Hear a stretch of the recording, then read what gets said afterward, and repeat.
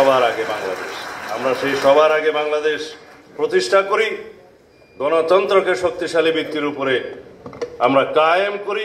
শীর্ষ নেতা হিসাবে পরিচালনা করতে করতে যে রাজনৈতিক জ্ঞান এবং মেধা সম্পন্ন হয়েছে, আমরা তাকে অহংকারের সাথে বলতে পারি, যার ধমনীতে শহীদ রাষ্ট্রপতি জিয়া রহমানের রক্ত প্রবাহিত, যার ধমনীতে দেশনেত্রী বেগম খালেদা জিয়ার রক্ত প্রবাহিত, যার কর্মপরিকল্পনায় মেধা জ্ঞানে শ্রমে বাংলাদেশের স্বার্থ ছাড়া আর কিছুই নেই, তিনিই কেবল বলতে পারেন সবার আগে বাংলাদেশ। আমরা সেই সবার আগে বাংলাদেশ প্রতিষ্ঠা করি, গণতান্ত্রিক প্রতিষ্ঠানগুলো শক্তিশালী ভিত্তির উপর নির্মাণের মধ্য দিয়ে, সাংবিধানিক প্রতিষ্ঠানগুলো শক্তিশালী ভিত্তির উপর নির্মাণের মধ্য দিয়ে গণতন্ত্রকে শক্তিশালী ভিত্তির উপরে আমরা কায়েম করি। ঠিক আছে, তারপর আমরা